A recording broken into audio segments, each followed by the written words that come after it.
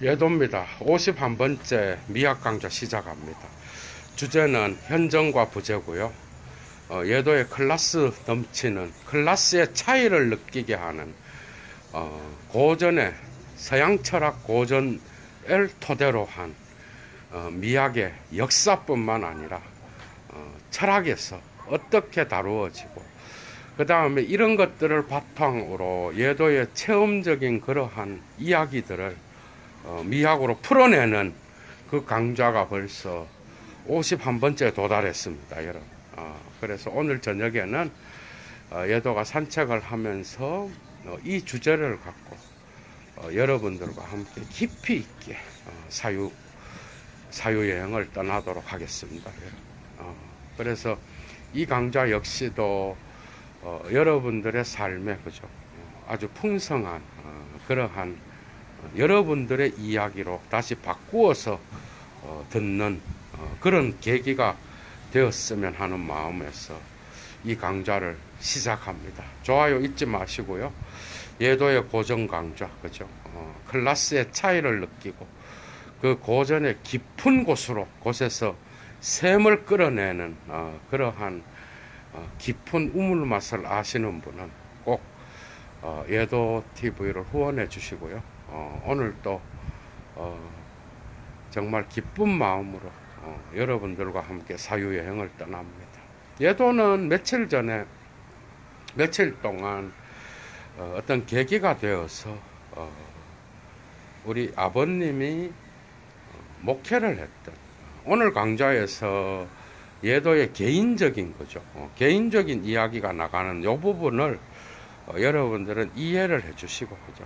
철학자 역시도 개인의 삶의 체험을 근거로 하여 충분히 철학을 이야기할 수 있기 때문에 이런 것들은 어떤 개인적인 것들이 어떻게 철학의 공적 영역에서 이야기될 수 있는지 그게 아니라 그것을 통하여 공적 영역의 다양한 이야기들을 풀어내는 그런 시간이기 때문에 예도가 가끔 강좌를 열면서 개인의 이야기를 하는 이런 부분들은 여러분들이 철학자의 진솔함 그 다음에 그것을 가지고 삶의 이야기를 통하여 서양 철학의 미학적 담론을 풀어내는 그런 식으로 이해를 하면 될 것 같아요. 그래서 한 3일 정도 어떻게 기회가 돼서 예도가 우연한 거예요. 계획은 없었어. 그렇게 하다 보니까 예도와 함께 여행을 했던 분이 친히 운전을 해서 그분을 또 성함을 이야기하고 이거는 또 실례인 것 같고요. 그래서 예도의 고등학교 선배님인데 목사님이고요. 그래서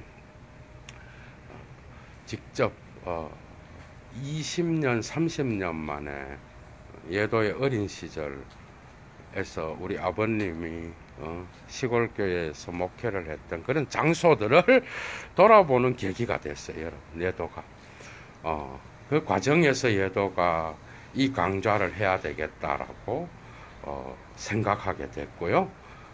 그래서 여러분들에게 현정과 부재, 불어로 프레정스의 아프성스라고 하는 제목인데요. 이것이 어떻게 미학적 경험과 연결되는지 오늘 한번 여러분들과 함께 고찰하겠습니다. 그래서 그 어렸을 때 장소를 다녔는데 두 군데를 갔어요.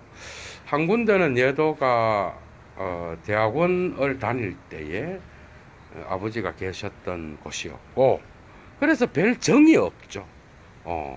그리고 또 한 곳은 예도가 고등학교 때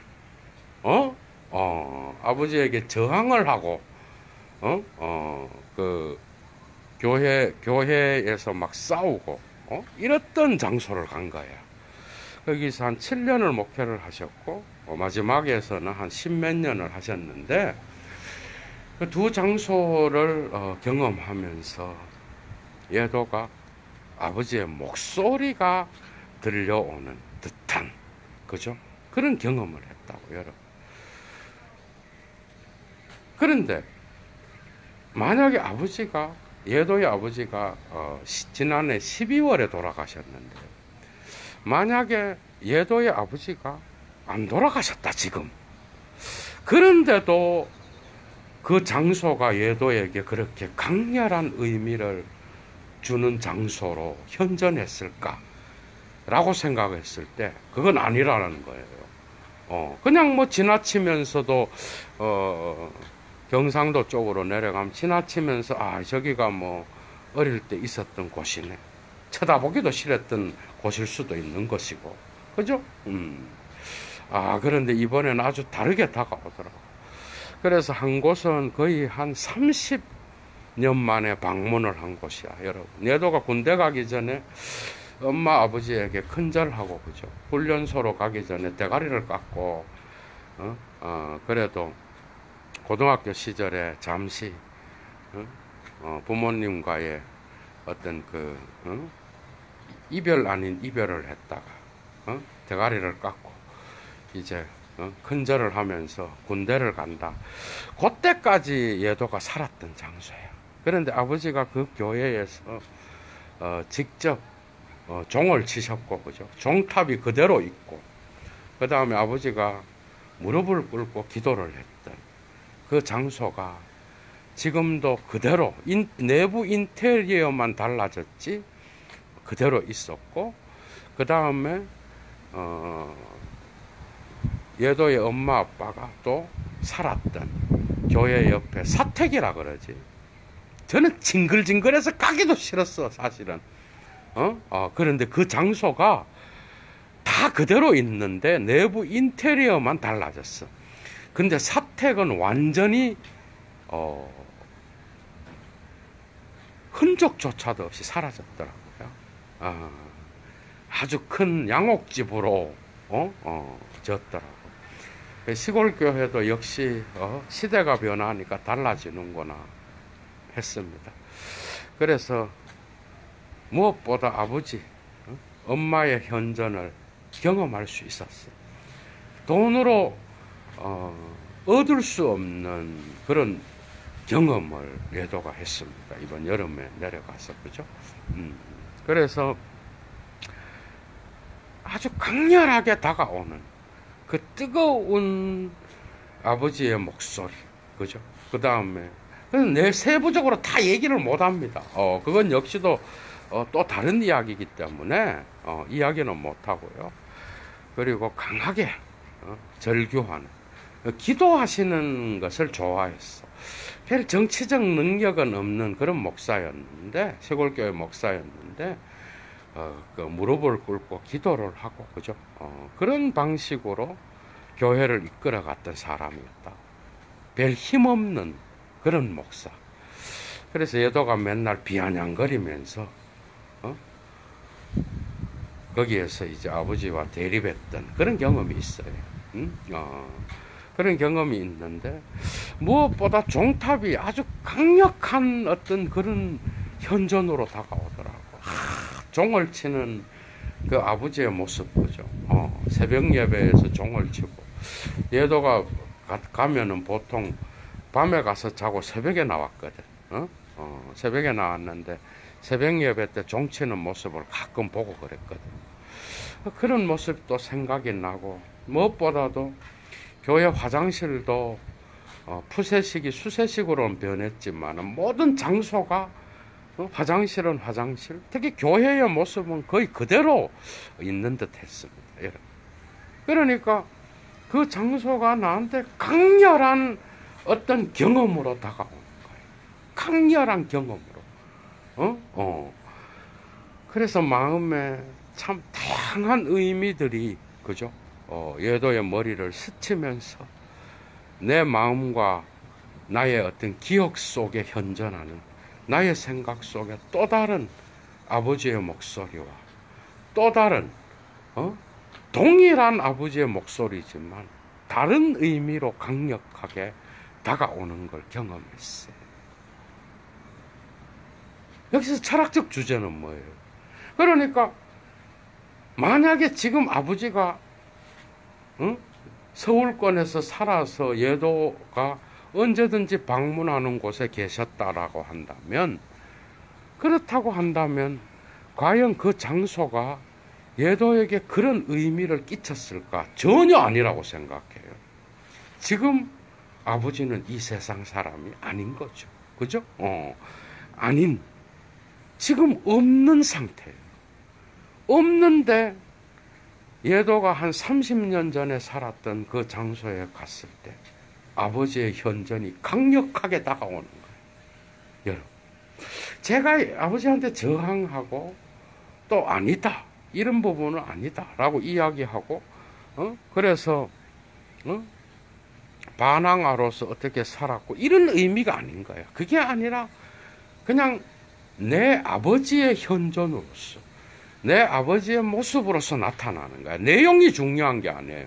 그런 현존을 통하여 나의 삶을 바꾸어 놓을 수 있는 그런 다양한 의미들이 예도에게 강력하게 다가오는 거예요. 숙연한 시간이었지만 같이 간 사람들 때문에 그런 것들을 예도가 바깥으로 표현을 하지 못할 정도로 엄숙한 시간이고, 그 다음에 강렬한 시간이고, 또 다시 부재 속에서 나타나는 아버지의 강렬한 현전이 예도에게는 또 다시 재현전하는 방식으로 나타났다라는 거예요.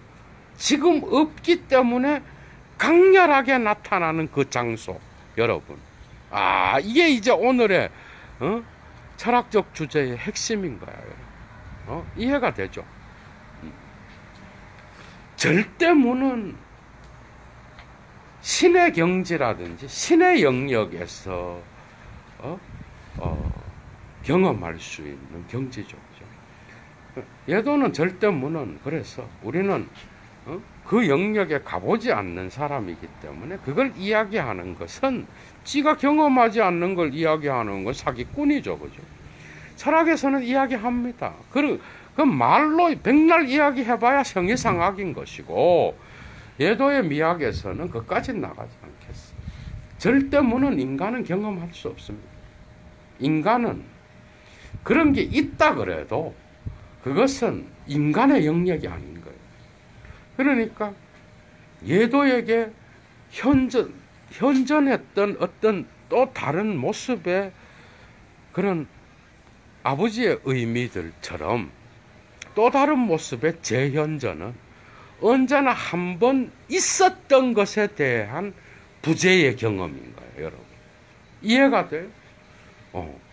한 번 있었던 그 장소와 시간에 스쳐 지나간 기억을 통하여 인간은 또 다른 재현전을 통하여 의미화를 경험하는 거야. 그러니까 이 재현전, 레프레정스라고 하는 이 단어는요, 철학적 인식론에서 뿐만 아니라 미학적 경험에서도 매우 중요한 거야.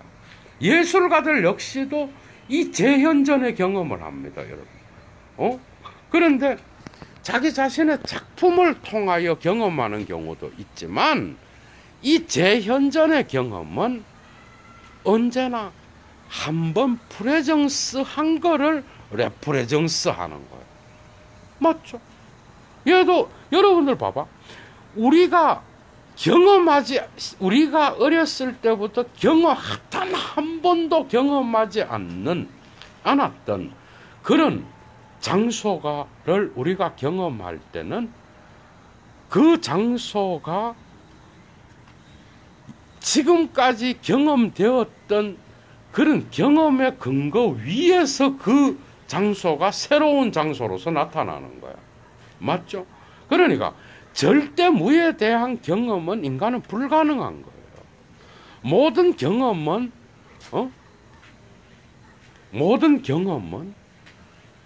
언제든, 어렸을 때든 언제든 한번 현전했던 것을 재경험하는 거야. 그러니까 부재를 경험한다는 것은 뭐죠? 한번 나타났던 것이 망각을 통하여 사라졌든지 아니면 또 시간의 지속을 통하여 또 다른 경험을 통하여 인간이 그죠? 의도적으로 망각을 했든 아니면 삶의 우연한 역사성에 의하여 망각을 했든 어쨌든 잊혀진 거야. 그 잊혀진 것이 특정 시간을 통하여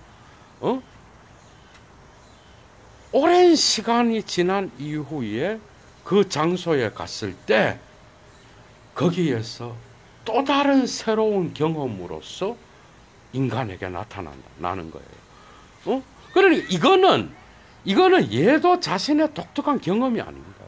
예술가들만의 경험도 아니요. 이것은 인간의 삶을 구성하는 근본적인 딜타이의 말대로 삶의 체험인 거야. 그런데 그 부재가 왜 강렬하게 다가오는 거죠? 지금 아버지는 나에게 없는 거예요. 영원한 부재인 거예요. 영원한 문거야, 그죠? 살아있는 자로서 얘도는 아버지를 볼 수가 없어. 맞죠? 일단 여기에 대한 역사적 유한성을 얘도는 알고 있는 거예요. 그 역사적 유한성을 통하여 나타나는 그러한 인간의 삶의 유일회성, 아이말리히카이트, 유일회성이, 그죠?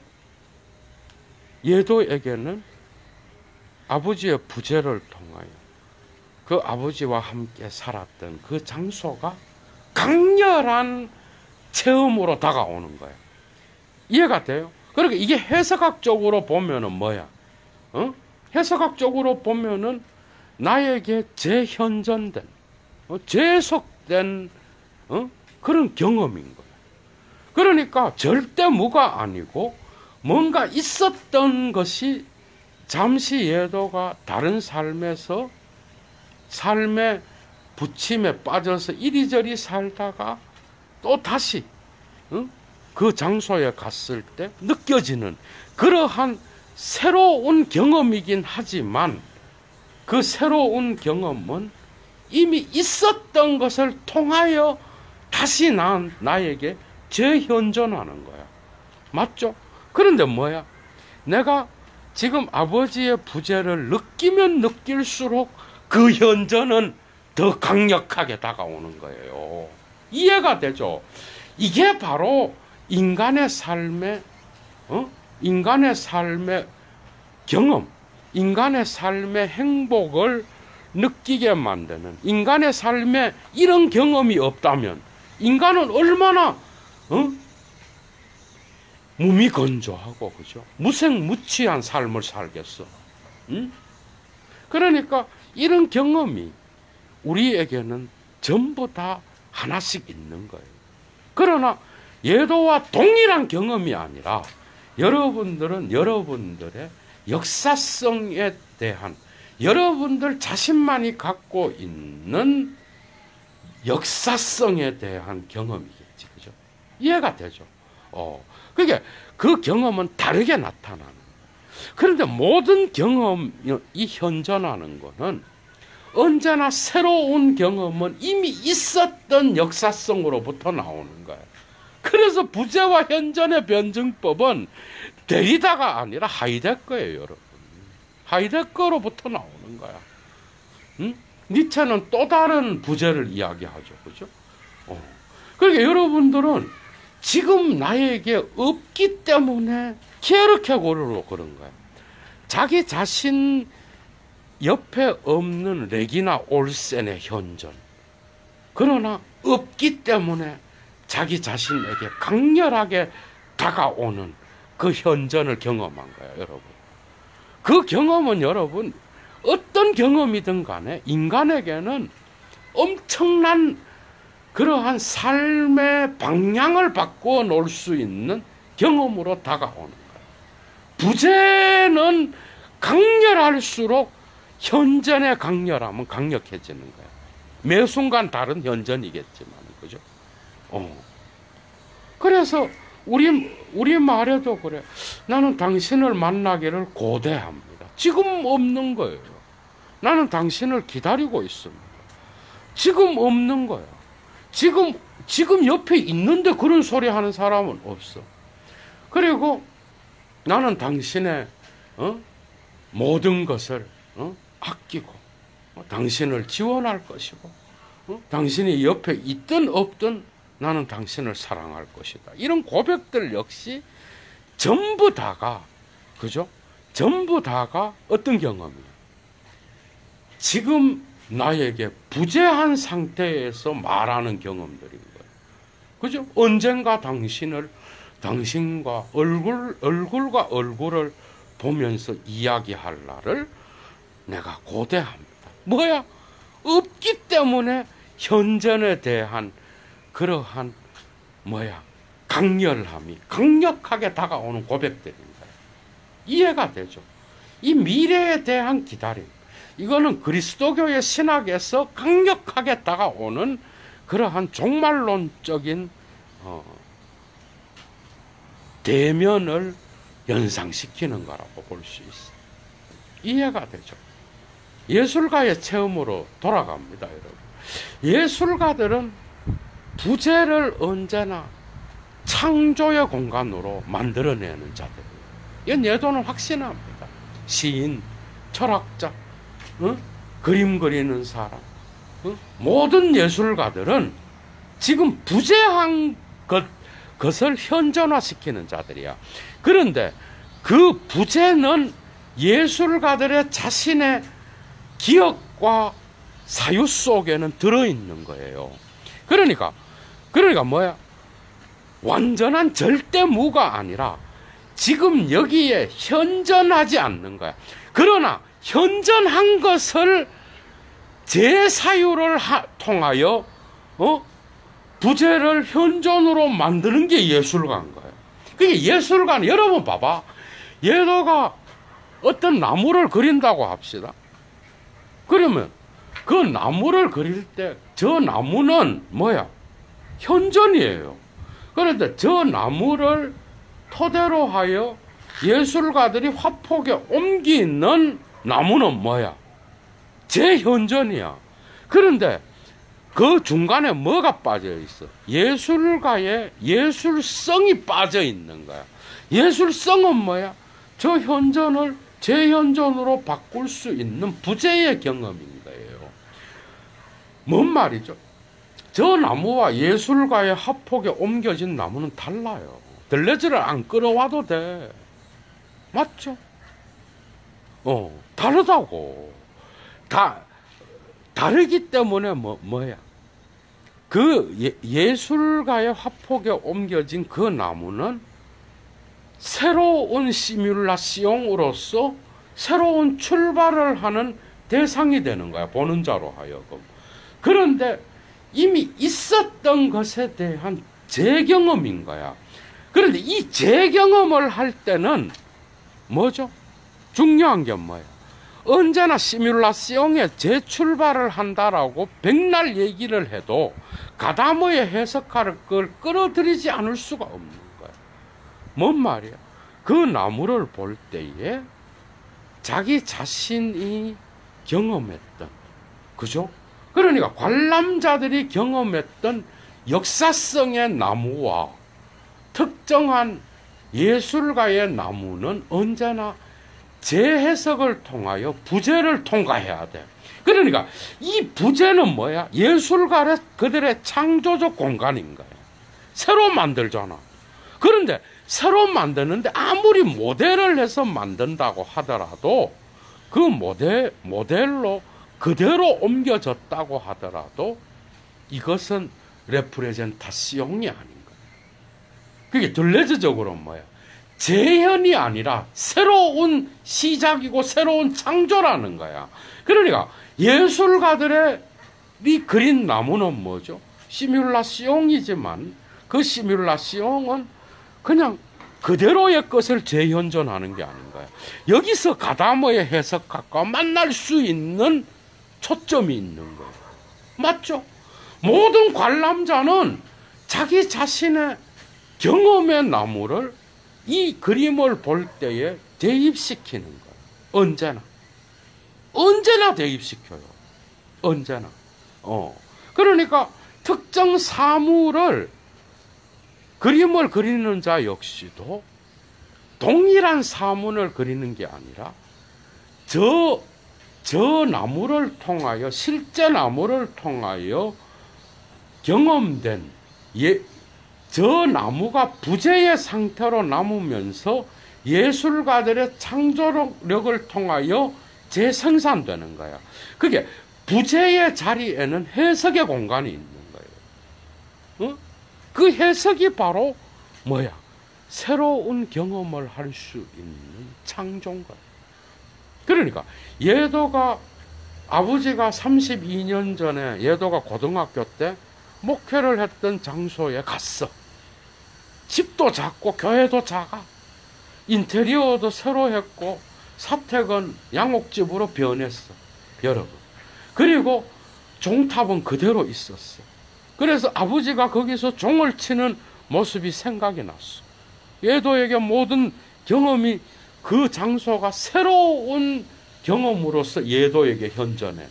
그 중간에 뭐가 달라진 거예요? 예도 자신의 삶이 다양한 경험을 통하여 나의 전이해가 또 다른 경험 속에서 경험된 거예요. 그러니까 그 장소에 가서 재경험을 통하여 나타나는 재현전은 언제나 새로운 출발로서 재현전을 경험하는 자에게 나타나는 거예요. 이 점에서 재현전은 뭐죠? 재현전은 부재를 통하여 언제나 변형될 수 있는, 그죠? 강렬함으로 나타날 수 있는, 부재가 강하면 강할수록 그 현전은 경험자에게 너무나 강렬하게 다가오는 이상한 변증법적 경험을 체험하는 거야. 그런 것처럼 예술가들은 부재의 경험을, 이해가 되죠? 예술가들은 언제나 만족하지 않아요. 언제나 새로운 추구를 하는 자들이야. 그러니까 저 나무를 화폭에 그대로 옮기는 건 예술가가 아니야. 그게 아니라 자기가 생각한 상이 있는 거야. 그 상이 실제와 일치하지 않는 거예요. 그래서 둘레즈는 세잔느의 사과를 끊임없이 언급하잖아. 세잔느의 사과가 뭐냐, 여러분? 그게 우리가 먹는 사과랑 뭐 똑같네 이래 볼 수도 있는 거예요. 미학적 경험이 약한 자들은. 그런데 세잔은 그 사과를 그리기 위하여, 그죠? 얼마나 많은 고쳐 그림과 자기가 생각하는 사과와 다른 저 실제를 무로 바꿀 수 있는, 그죠? 예술의 어떤 그러한 무의 경험. 이게 예술가의 위대한 새로운 창조인 거예요. 그러니까 실제를 삭제해야만 예술이 시작되는 거예요. 다시 말하면 랑그와 우리 인간이 언어를 사용할수록, 이거는 프랑스 구조주의자들과 언어학자들의 공통되는 이론이에요. 모든 대가들은 다 그렇게 생각했어. 인간의 언어로 사물이 바뀌는 순간 사물은 죽어버린다고. 죽음을 경험해야 돼. 그게 인간의 언어로 들어오고 인간의 사유로 바뀌는 순간 살아있는 사물은 죽음을 경험한다니까, 여러분. 그래야 인간의 사유인 언어와 언어의 존재로 뒤집어지는 거야. 이해가 되죠? 그러니까 예술가들은 실제 사물을 진정한 사물로서 생각해. 그런데 그 모든 사물들, 세잔느의 사과든, 그 다음에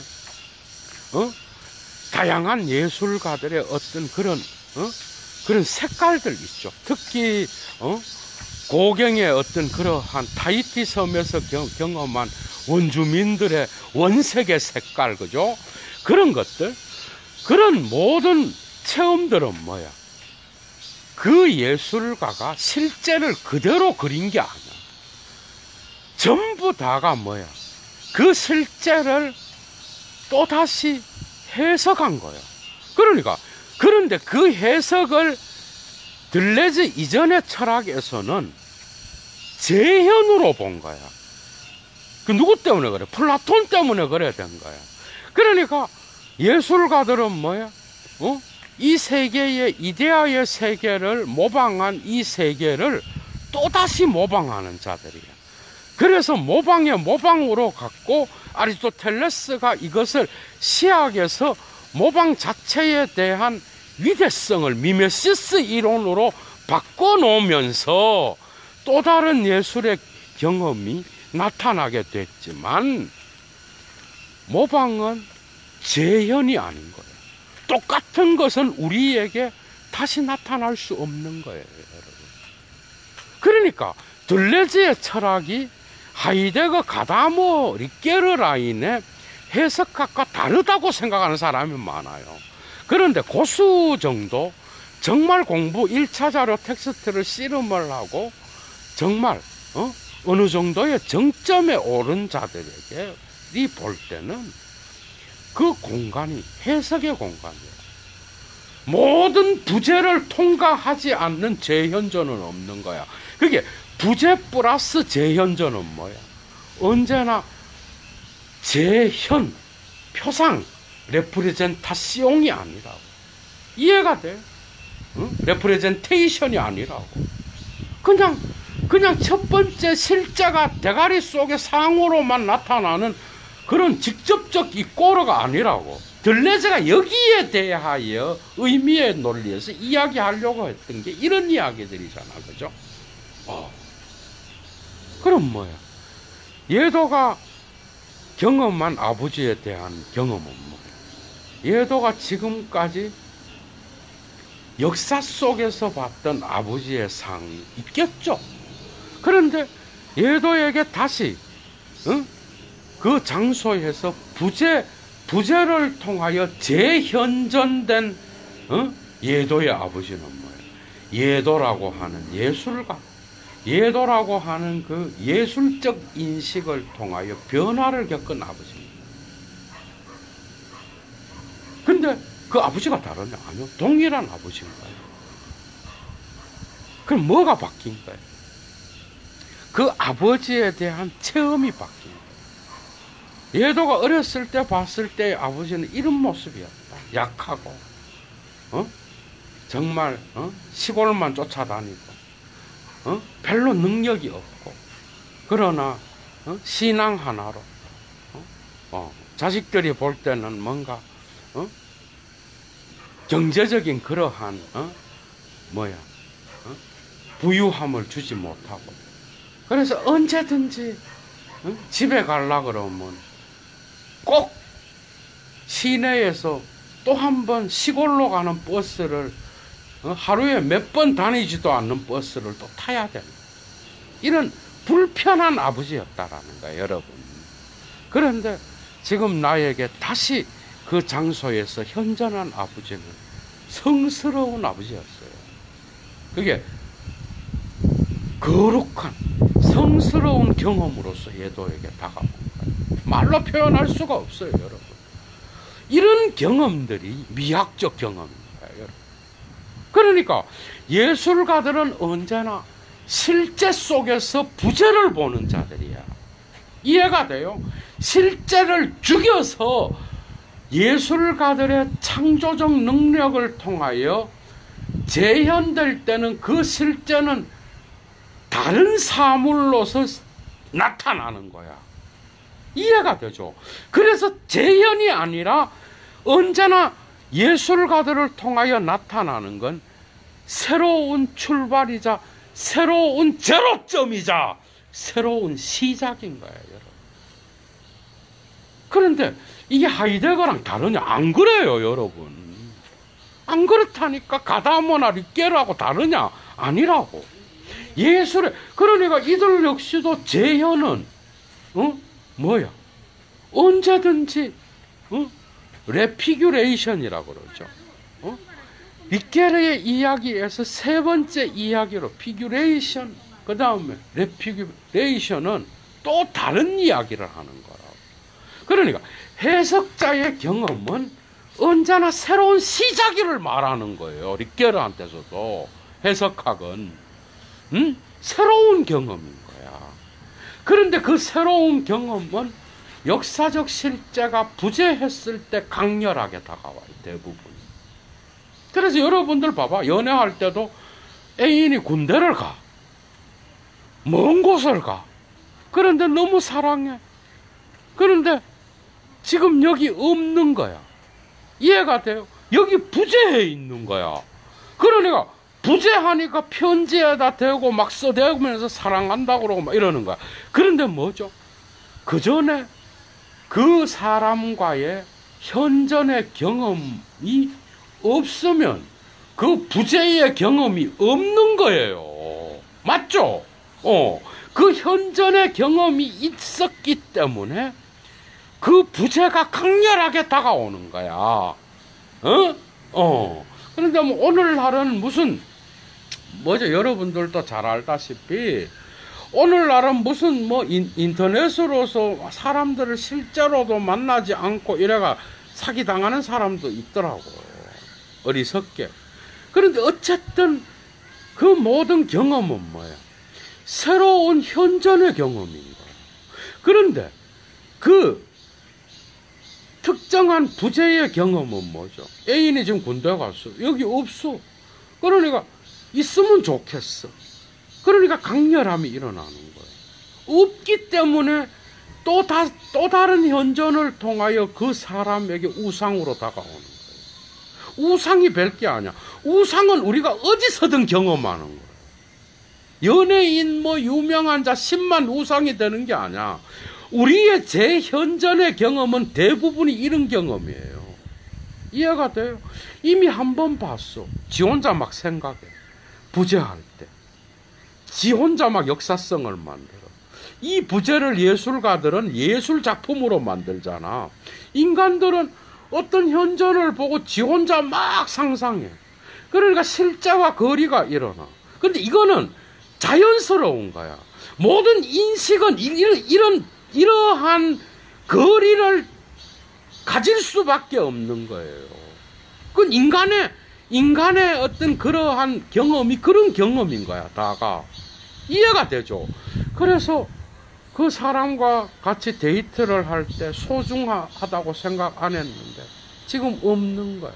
그 없음을 통하여 그 사람이 있었을 때의 현존이 소중하게 다가오는 거야. 이해가 되죠? 지금 없으니까 강렬하게 다가오는 거예요. 그런데 그 부재를 통하여 재현존하는 모든 경험은 그 전에 있었던 것에 뭐야? 있었던 것이 그대로 재현돼서 나타나는 것 같지만 내 부재의 경험이 함께 포함되어 있는 거야. 그게 해결의 변증법적으로 볼 때는 모든 종합은 뭐야? 부재를 경험하는 것처럼 모든 종합에 대한 해석학적 경험 역시도 인간이 경험하는 그러한 재현존의 경험은 부정성의 부재의 경험이 언제든지 함께 들어가 있는 거예요. 맞죠? 그래서 거기에다 의미 부여를 맡겨요. 그런데 또 재현존을 통하여 새로 만나면 이런 경험이 없어. 그래서 여러분들이 상상하는 위대한 배우들이라든지 그래서 우상으로 만들어 놨어. 그런데 실제로 만났을 때에 실망감을 느낄 때도 많아. 왜? 여러분들은 그 현존을 여러분들 혼자 부재를 통하여 끊임없이 해석하고 상상해 온 거야. 그런데 실제로 또다시 재현존을 통하여 만났을 때는 자기가 생각했던 그 사람이 아닐 가능성이. 그래서 가다음은 진리와 방법에서 이런 이야기를 합니다. 인간은 어떤 위대한 저자를 상정해. 그래서 그 저자가 위대하다고 생각해. 그런데 이 위대하다라고 생각하는 그 저자를 직접 만났을 때의 실망감, 여러분. 가다머를 빗대어 트레이시라고 하는 그 철학, 세계적인 신학자죠. 해석학적 신학자인데, 그 사람이 예도가 번역했던 다원성과 모성이라는 책에서도 이야기. 여러분, 한번 생각을 해봐. 그러니까 뭐야? 모든 경험은 이런 부재를 경험하는. 근데 그 부재는 해석의 공간. 그런데 그 해석의 공간은 언제나 뭐예요? 그 사람의 상상력이 들어가요. 그래서 인간은 실제를 경험하지 못하는 거예요. 그래서 가끔은 공부를 해서 외국에서 학위를 끝내고 교수를 했다는 자들도 질문을 하는 걸 보면 기가 막힌 말을 해. 실제론자들이 얼마나 많은지. 우리는 실제로서의 예수를 믿습니다. 실제로서의 하느님 나라를 이야기합니다. 지금 그 얘기하는 게 아니거든. 이해가 되죠. 실제는 다 해석된 실제를 경험하는 거예요. 누구든지. 그러니까 이런 경험들이 이상한 게 아니라 인간은 전부 다 이런 식으로 미학적 인식론을 갖고 있어요. 여러분. 상상력을 집어넣어서 특정 대상을 지 혼자 막 상상해. 그래서 실제로 만나보면 그 사람이 왜소하다든지 못생겼다든지 코가 작다든지 예도가 이게 막 엄청 크게 나오잖아요. 이게 막 얼굴도 크게 나오고 막 실제 얼굴도 좀 커요. 예도가. 그런데 예도가 1차 자료 강좌 열었을 때 제일 많이 들었던 질문이 뭔지 알아? 아니 막 덩치가 엄청 크고 막 엄청 뚱뚱할 줄 알았다는 거야. 그렇지 않아요, 여러분. 그러니까 그런 외적으로 상상을 해서 경험해서 그 사람을 이야기하고 실제로 그 사람을 만나서 그 사람의 부재를 통하여 재현을 기다리는 자 역시도 그의 상상력, 부재를 통한 상상력이 해석 공간에 들어가기 때문에 실제로 만났을 때 그 사람이 아닌 경우가 많은 거예요. 그러나 마지막입니다. 부재는 인간에게 언제나 새로운 현존을 만들어주는, 인간에게 없어서는 안 되는 그러한 정말 소중한 거야, 여러분. 부재는 꼭 인간에게 불행을 갖고 오는 게 아니에요. 인간에게 부재 때문에 인간은 진지해질 수 있고, 그죠?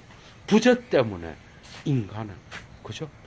너무나 철학적 사유를 할 수 있고, 예술가적 상상력을 갖고 사물을 해석하면서 혼자, 그죠?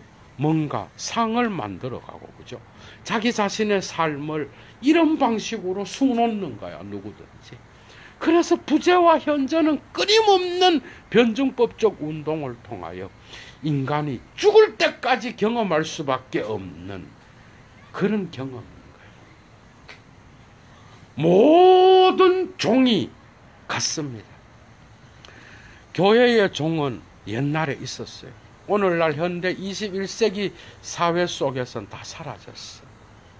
그러나 예도가 이틀 전에 보았던 그 아버지와 예도의 고등학교 시절에 예도가 아버지의 모습을 통하여 재현전된 그 종은 예도에게 또 다른 삶의 기호로서, 상징으로서 나타나는, 이해가 되죠?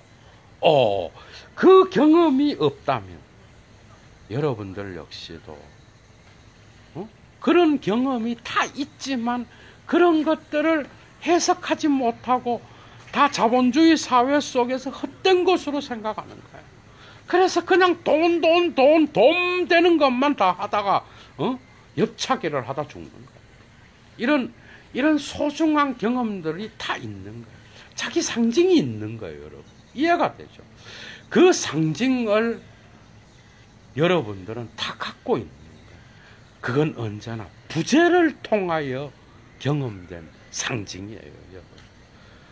그 상징들이 여러분들을 불행하게 하기보다는 여러분들의 삶을 행복하고 풍성하게 만드는 그런 미학적 경험이라는 거.